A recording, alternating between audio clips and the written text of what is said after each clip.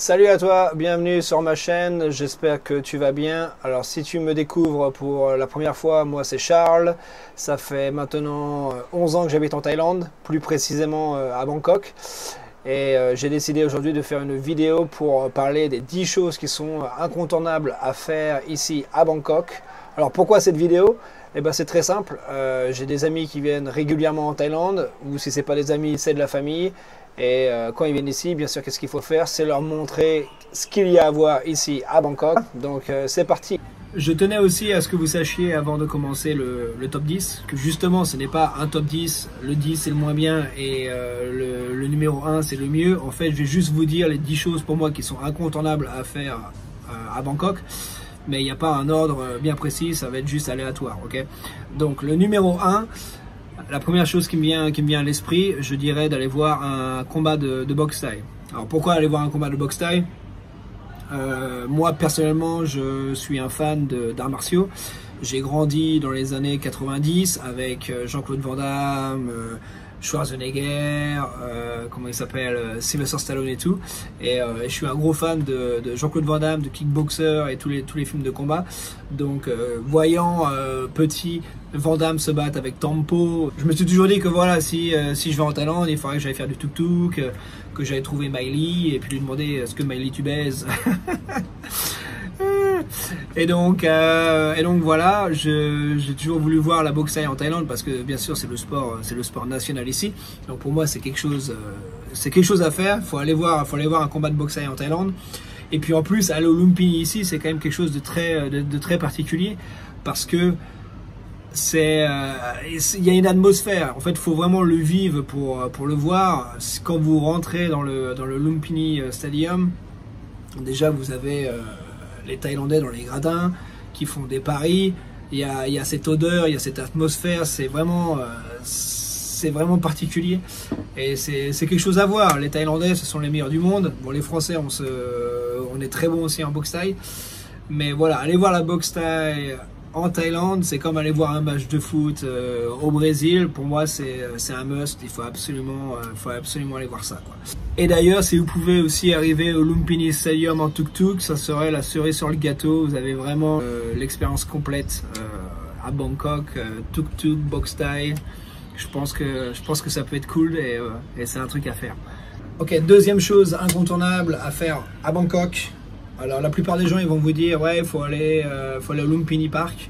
Bah moi je vais vous dire non, n'allez pas au Lumpini Park, allez au parc Rama9. J'ai fait une vidéo dessus sur ma chaîne, vous pouvez aller jeter un petit coup d'œil. Le parc Rama9 c'est le parc le plus grand de Bangkok et à côté du Lumpini pour moi c'est une tuerie. Le Lumpini, le parc il est sympa, mais le parc Rama9 pour moi il est beaucoup plus beau et il y a moins de touristes. Ça c'est bien aussi quoi. Il y a moins d'étrangers, donc vous êtes un peu en immersion avec les Thaïlandais. Il est magnifique. Vous pouvez faire une multitude de choses, comme dans tous les parcs en général. Mais celui-là, il est vraiment particulier. Franchement, je t'invite à aller voir ma vidéo si tu l'as pas vu sur ce parc, qui est situé d'ailleurs à côté de Sikon Square. Donc c'est environ 20 minutes du centre de Bangkok. Tu peux y aller en taxi, hein, tout simplement. C'est pas très loin et tu ne le regretteras pas. Franchement, c'est un truc à faire. Incontournable numéro 3 à faire à Bangkok, c'est le shopping. Alors il faut faire du shopping quand vous venez ici. Pourquoi? Parce que c'est pas cher. Moi je dis tout le temps, venez en Thaïlande, léger, achetez vos trucs ici et retournez en France avec. Ne venez pas avec une multitude de vêtements. Vous pouvez acheter tout ça ici, c'est pas cher. Donc numéro 3, je vous dirais d'aller à MBK. Donc MBK, c'est un centre commercial qui se trouve du côté de Siam. Et c'est un centre commercial qui est immense. De toute façon, les centres commerciaux ici, ils sont en majorité immenses, ils sont neufs, ils sont bien foutus. Et en plus de MBK, vous avez aussi Terminal 21 qui se trouve à Asok, qui est aussi un autre centre commercial. Et là, vous achetez vos souvenirs pour la famille, pour les amis, pour vous-même. Il y a tout ce qu'il faut. Il doit avoir au moins, je sais plus, je crois qu'il y a 5 étages, un truc comme ça, donc il y a de quoi faire. Donc pour le shopping, MBK c'est tip top et Terminal 21 c'est pas mal aussi. Numéro 4, après le shopping dans les centres commerciaux, allez faire un marché. Alors la plupart des gens ils vont vous dire d'aller à Chatuchak Market. C'est ce que disent en général tous les youtubeurs qui font des vidéos sur la Thaïlande. Et ben moi je vais vous dire non. Chatuchak c'est bien, c'est clair, franchement c'est bien, c'est un bon marché. D'ailleurs si vous avez le temps faites les deux, mais moi je vous conseillerais plus d'aller au Train Market. C'est un marché en fait qui se trouve du côté de Second Square en fait, il est à côté du parc dont je parlais tout à l'heure. Et en fait, et d'ailleurs j'ai une vidéo qui en parle sur ma chaîne YouTube, donc tu peux aller la regarder. Et pourquoi aller dans ce marché? Bah parce que c'est vraiment un marché qui est atypique. Vous avez l'arrière du marché en fait qui est américain, avec des vieilles voitures des années 70, des années 80 aux États-Unis, avec des vieilles bâtisses. C'est super sympa pour aller faire des photos. Il y a des vieilles motos aussi. Il y a plein de magasins de deuxième main qui vendent vraiment de tout et n'importe quoi. C'est vraiment bien foutu. Et en fait, à l'entrée, c'est un marché tout à fait normal. Mais ce qui est cool en fait d'aller là-bas, c'est que vous avez vraiment très peu de touristes. Alors si vous aimez bien les touristes, eh ben, je dis allez à Chatuchak. Mais ce qui est bien avec justement le marché de Srinakirin là, c'est qu'il n'y a pas beaucoup de touristes, donc vous vous sentez vraiment en immersion avec les Thaïlandais. Et puis vous pouvez boire parce qu'il y a des bars sympas. Vous pouvez manger parce qu'il y a des restos qui sont super. Et puis bien sûr vous pouvez faire du shopping. C'est un endroit qui mérite d'être vu. Il est moins populaire que Chatuchak, ça c'est clair et net. Chatuchak c'est bien aussi, mais je mettrai une priorité sur le marché de Srinakirin. Incontournable numéro 5, faire une soirée à Khao San Road. Alors Khao San Road, si tu connais pas cette rue, c'est celle des backpackers. Qu'est-ce que c'est qu'un backpacker? C'est un mec qui voyage avec son sac à dos sur le dos. Ouais, il vaut mieux l'avoir sur le dos si c'est un sac à dos. Bref, Khao San Road, c'est un incontournable à faire. C'est une rue avec que des bars. Moi je viens de Bretagne, du côté de Rennes, c'est un peu comme la rue de la soif, mais en mieux. Donc il y a une rue avec des bars de chaque côté. Il y a aussi des restos, hein. Il y a un McDonald's, il y a un Burger King qui est d'ailleurs à l'entrée. Il y a aussi des clubs. Et ce qu'il faut savoir, c'est que tu arrives là-bas en soirée. Déjà, c'est rempli de Thaïlandais. En ce moment, c'est rempli de Thaïlandais parce qu'il n'y a pas beaucoup d'étrangers. Mais sinon, en général, quand le pays il est ouvert, c'est rempli de touristes. T'as tous les backpackers, t'as tous ceux qui sont de Sukhumvit qui viennent faire des soirées à Khao San Road. Et en gros, c'est des bars avec des tables dans la rue. Et puis tu picoles, tu danses. Le son, il est méga fort. Alors par contre, si tu veux faire une soirée et chit-chatter avec tes collègues, va autre part, parce que Khao San Road, c'est impossible de parler à qui que ce soit parce que la musique, elle est bien trop forte. Mais ce qui est cool là-bas, c'est que vous avez des buckets, donc c'est des seaux en fait, des seaux d'alcool, et c'est réputé pour ça d'ailleurs aussi. C'est vous arrivez là-bas, vous achetez votre seau d'alcool, ça doit être dans les 400-500 bahts le seau, ça dépend ce que tu prends, et puis tu bois ton seau avec une paille, et ensuite tu peux finir en boîte de nuit. Ils ont des boîtes de nuit dans la rue. En gros voilà, c'est un endroit qui est cool pour faire la bringue. Vous pouvez même y aller d'ailleurs en après-midi, on va dire en fin d'après-midi, parce que vous pouvez faire du shopping. Dans la rue, il y a des magasins pour faire du shopping. Et puis le soir, ils rangent à peu près tout. Et puis là, ça part en soirée. Donc c'est à faire. Numéro 6, vu qu'on parle de faire des soirées, faire des bringues, un incontournable à faire à Bangkok, c'est d'aller faire un rooftop. Alors des rooftops, il y en a un peu partout. Il y en a sur Sukhumvit, il y en a sur Siloam. C'est pas ce qui manque. Il suffit d'aller regarder sur internet et puis voir celui qui te plaît le mieux. Tu vas aller voir les photos et tout. Moi, ce que je te conseille, c'est de faire un petit restaurant. Tu fais un rooftop. Il faut savoir que les boissons, elles sont assez chères, donc tout dépend de ton budget, mais en général c'est bien d'y aller pour un verre, pour avoir la vue, pour prendre de belles photos. Et ensuite tu peux partir parce que ça c'est aussi un incontournable, il faut aller voir Nana ou Cowboy.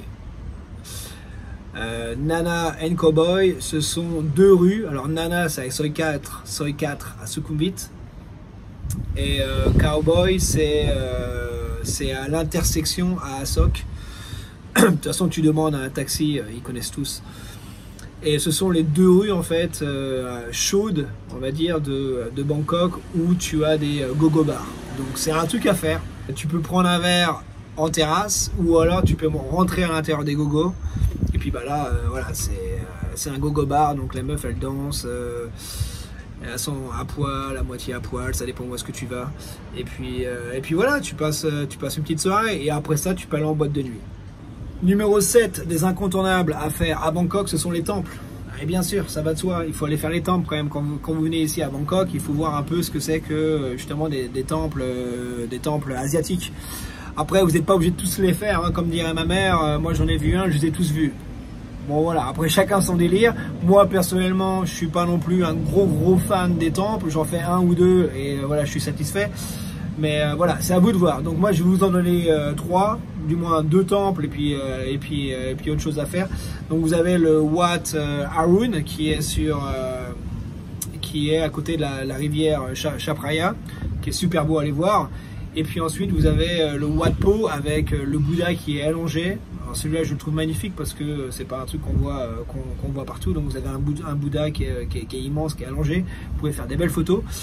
Et puis vous pouvez aussi aller voir le grand palais, le palais royal qui se situe justement à Bangkok. Après, il y en a d'autres. Franchement, je vais pas m'étaler là-dessus. C'est à vous de voir ce que vous voulez faire. Encore une fois, c'est super facile de visiter Bangkok. Mais déjà, si vous faites ça, c'est bien. Wat Arun, Wat Po et le Palais Royal. Ok, numéro 8 des incontournables à faire à Bangkok, ça va être un dinner cruise. Alors c'est quoi un dinner cruise? Eh ben, c'est un dîner en fait sur un bateau mouche sur la rivière Chao Phraya. C'est la rivière qui est située à Bangkok. On en a parlé tout à l'heure avec les temples. Et moi, ça fait 11 ans que je suis en Thaïlande. La première fois que j'ai fait un dinner cruise, je crois que ça remonte à 2 ans, donc c'est pas si vieux que ça. Et je sais pas pourquoi il m'a fallu aussi longtemps pour tester. J'ai adoré. J'en ai refait un autre il y a pas très longtemps. Et franchement, c'est de la balle. C'est pas cher en plus, c'est ça qui est cool. Ça doit être dans les 800. Après, ça dépend ce que tu prends comme bateau parce qu'il y a différentes compagnies, il y a différents bateaux. Mais nous, on avait dû payer, je crois que c'était dans les 800 bahts, 900 bahts par personne. Donc, c'est pas abusé. Et puis, c'est un buffet, donc c'est la bouffe à volonté. Vous êtes sur le toit du bateau, vous avez une vue splendide, vous passez devant la Icon Siam. Icon Siam, c'est le plus grand centre commercial de Thaïlande. Si votre bateau n'est pas trop haut aussi, vous passez sous les ponts. Le premier, nous on avait réussi à passer sous les ponts. Le deuxième que j'ai fait, le bateau était trop haut, donc avant le pont, on avait fait demi-tour. Perso, pour moi, c'était un petit minus, parce que je trouve ça kiffant de passer sous les ponts. Et voilà, c'est un truc à faire. Sur le bateau, vous mangez bien en général. Il y a un band, il y a un groupe qui joue de la musique en live, donc c'est cool à faire en couple, c'est cool à faire en famille. Et si tu veux le faire en solo, tu peux aussi le faire en solo, pourquoi pas. Ça dure pas très longtemps, ça doit être dans les 2 heures, un truc comme ça. Tu fais ta petite tournée et puis tu reviens. Et ensuite, après, tu peux aller en soirée, tu peux faire ce que tu veux. Mais voilà, pour moi, c'est un truc à faire. Numéro 8, un dinner cruise. Numéro 9, et celui-ci, je pense pas que tu en as entendu parler avant. Et j'imagine que c'est aussi pour ça que tu es sur ma chaîne, pour avoir des petites pépites. Ça va être Bang Krachao. Donc Bang Krachao, c'est une île en fait située à Bangkok. Et oui, il faut savoir qu'à Bangkok, il y a une île. Tu arrives en fait en pirogue. Alors ça, déjà, la pirogue, je trouve ça super cool. Tu arrives en pirogue, toi, les pirogues qui sont vraiment au ras de l'eau, tu vois. Tu peux mettre tes mains dans l'eau quand le mec il est en 5e, tu vois. Et tu arrives sur l'île en fait et tu loues un vélo à la journée et puis tu te barres.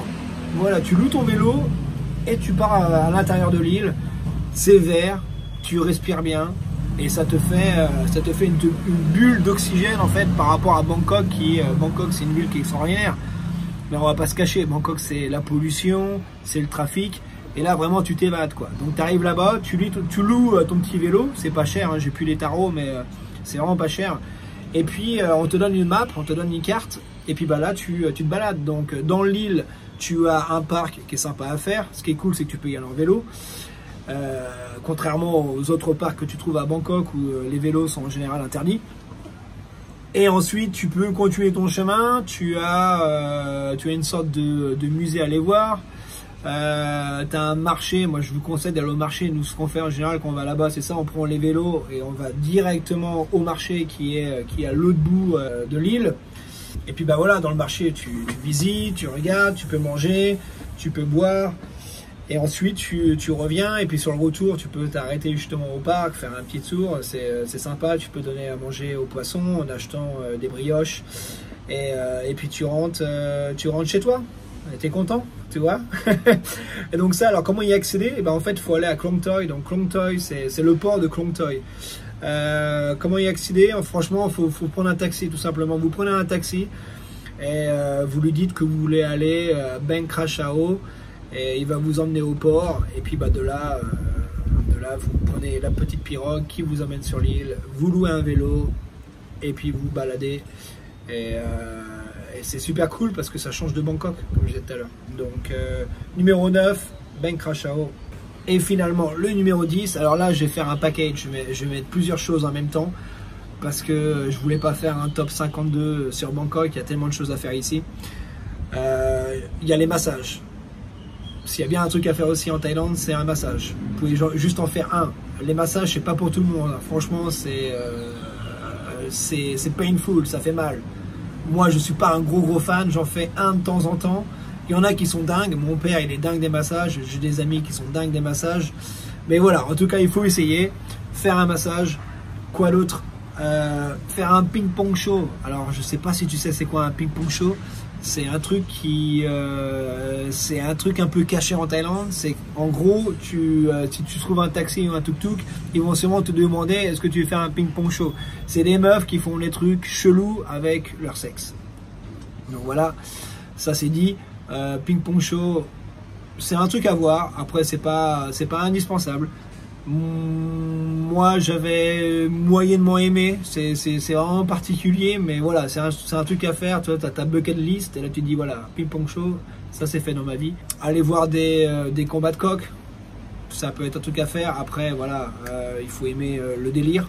Aller voir aussi un show de serpents. Manger local, ça va de soi. Quand tu viens en Thaïlande, il faut manger thaï. Donc même encore une fois, si t'aimes pas la bouffe asiatique, goûte, et puis ensuite tu repars sur ce que tu manges en France, parce que ici tu peux manger ce que tu manges aussi en France. Essaye les trucs épicés, essaye les trucs un peu bizarres, les insectes, les scorpions, les criquets. De toute façon c'est cuit, c'est grillé. Moi j'ai mangé des scorpions, ils étaient cramés, ça avait aucun goût, donc c'est pas non plus Fear Factor, toi. Donc manger local, faire les massages, aller voir les shows de serpents, aller voir les combats de coq, ping-pong show, faire un tour de tuk-tuk. Bah ouais, quand même, aller faire un tour de tuk-tuk, c'est un truc quand même, c'est un truc qui est bien taille, donc il faut aussi faire ça. Et puis voilà, il y a déjà pas mal de trucs à faire. Voilà pour mon top 10. J'espère que cette vidéo t'a plu. Laisse-moi un petit commentaire, je me ferai un plaisir de te répondre. Et surtout, n'oublie pas de t'abonner, ok? Parce que là, pour l'instant, on n'est pas nombreux. J'aimerais bien quand même que la chaîne grossisse. Et puis moi, je te dis à la prochaine, mon pote, ok? Ciao!